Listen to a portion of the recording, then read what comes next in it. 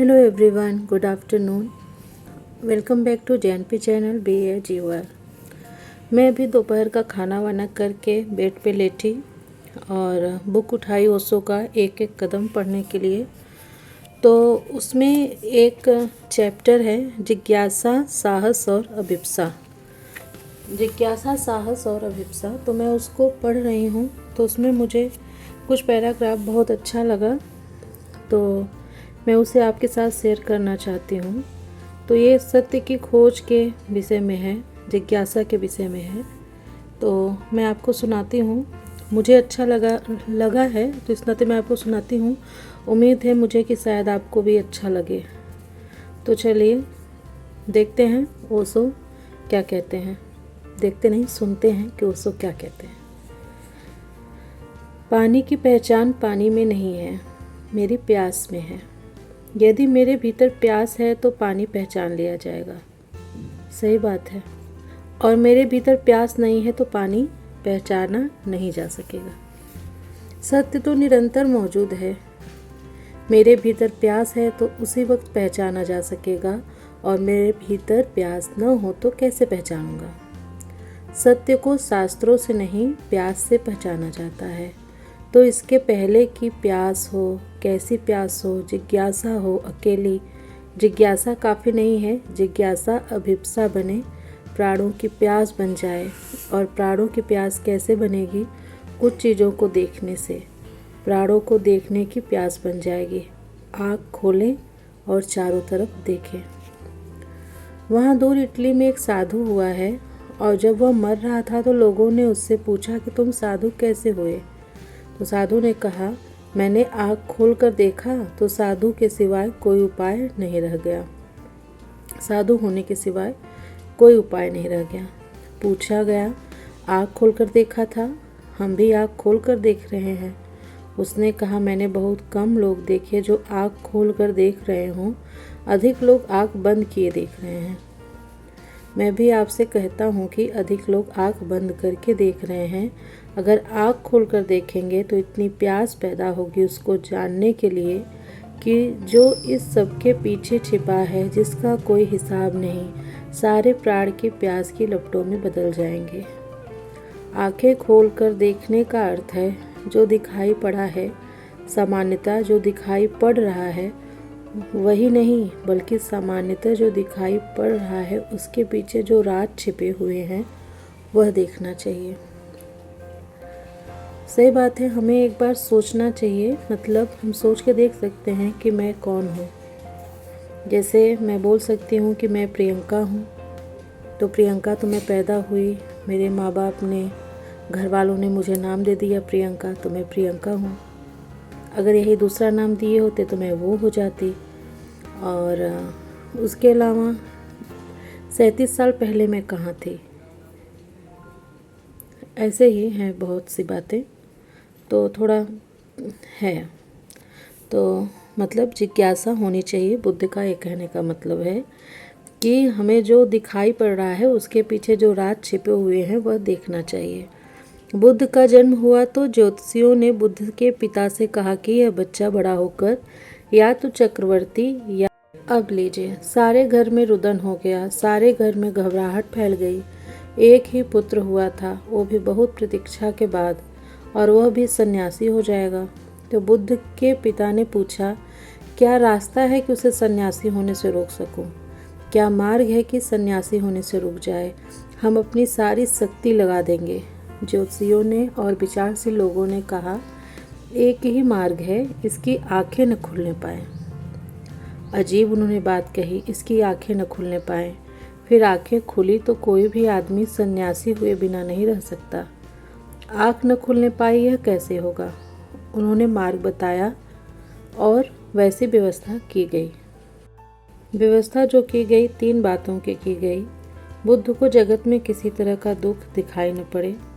पहला, बुद्ध को जगत में किसी भांति की जरा, मरण, मृत्यु दिखाई न पड़े। दूसरा, और बुद्ध को जगत में विचार करने का मौका ना आने पाए।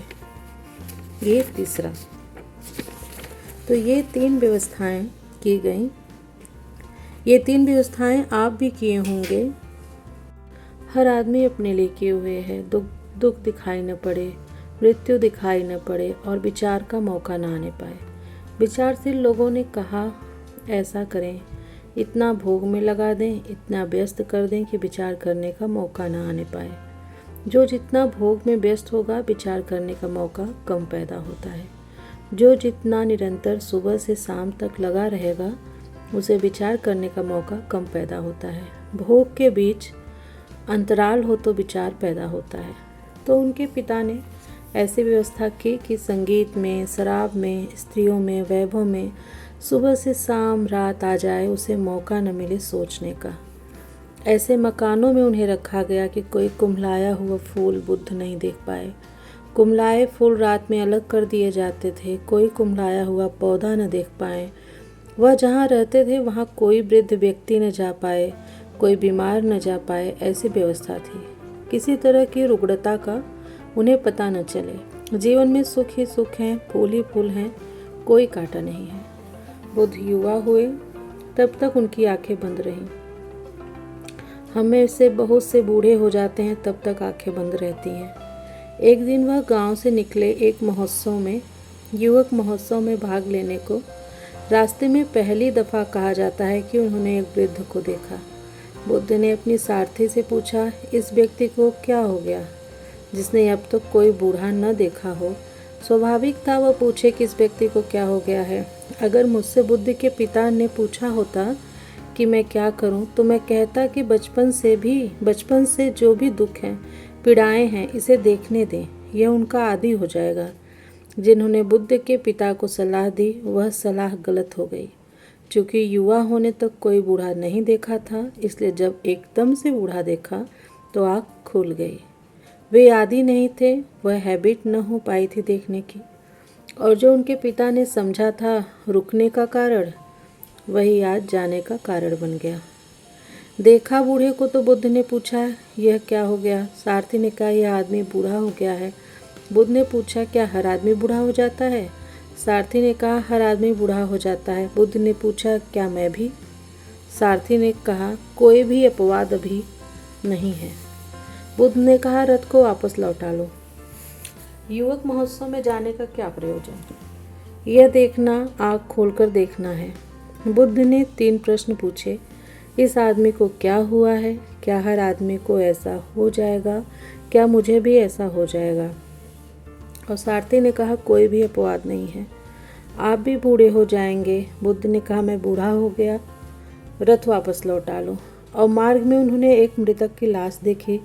लोग उसके शव को लिए जाते थे और बुद्ध ने पूछा, यह क्या हुआ, क्या यह हर आदमी को होगा, क्या यह मुझे भी होगा। सारथी ने कहा, मैं कैसे कहूँ, लेकिन जो जन्मता है उसको मरना होता है। रथ वापस करो, मैं मर गया। यह देखना है, यह आँख खोलकर देखना है। अगर कोई आँख खोलकर देखे तो हर मरते हुए आदमी में अपनी मृत्यु को देखेगा। अगर कोई आँख बंद करके देखेगा तो यह देखेगा कि वह आदमी मर रहा है। मैं मरूंगा, यह उसे ख्याल नहीं आएगा। रोज़ हम मरते हुए देखते हैं, लेकिन आँख बंद है। लोग तो मरते हैं, लेकिन अपनी मौत दिखाई नहीं पड़ती। जीवन में आँख खोलकर देखने की बात है। जो भी आप देख रहे हैं, विचार कर लें, समझ लें कि जो चारों ओर हो रहा है, आप उसके हिस्से हैं और वह आपके साथ होगा। अगर हम आँख खोलकर देख लें, हम कहते हैं कि महावीर के पास राज्य था, बुद्ध के पास राज्य था, वे अपने राज्य को ठोकर मारकर चले गए, लेकिन हम राज्य की खोज में लगे हैं। अगर हम देख सकें कि जिनके पास धन है, आँख खोलकर देख सकें कि उनके पास आनंद है, लेकिन हम धन की खोज में लगे हैं। जिसके पास पद है, प्रतिष्ठा है, अगर हम आँख खोलकर देख सकें तो पूछना पड़ेगा कि उनके भीतर शांति है, लेकिन हम भी पद और प्रतिष्ठा की खोज में लगे हैं। हम अंधे ही हो सकते हैं, क्योंकि जिन गड्ढों में दूसरे गिरे हैं, हम भी उन गड्ढों को खोज रहे हैं। तो हमारे पास आँखें हैं, यह नहीं माना जा सकता। आँख खोलकर देखने का अर्थ है जो चारों तरफ हो रहा है उसके प्रति सजग हो जाएं और अपने प्रति भी विचार कर लें कि जो चारों तरफ हो रहा है वह मेरे साथ भी होगा, निश्चित है उसका होना। अगर यह बोध दिख जाए, अगर यह दुख, यह पीड़ा, यह अस्तित्व की सारी संताप स्थिति अनुभव हो जाए तो प्राण एकदम छटपटाने लगेंगे और यह ख्याल होगा कि क्या अगर यही जीवन है तो जीवन व्यर्थ है या फिर कोई और जीवन हो सकता है, उसकी मैं खोज करूं। परमात्मा हमें और आपको भी समझ दें कि हम भी अपनी आँखों को खोल सकें, खोज कर सकें। मिलते हैं आपसे नेक्स्ट वीडियो में, ऐसे ही ओशो के किसी मोटिवेशनल वीडियो में जो कि आपके अंदर प्रेरणा पैदा करे। तब तक के लिए बाय बाय। और आप मेरे चैनल को लाइक कीजिए, सब्सक्राइब कीजिए और शेयर भी करना बहुत ज़रूरी है। बाय।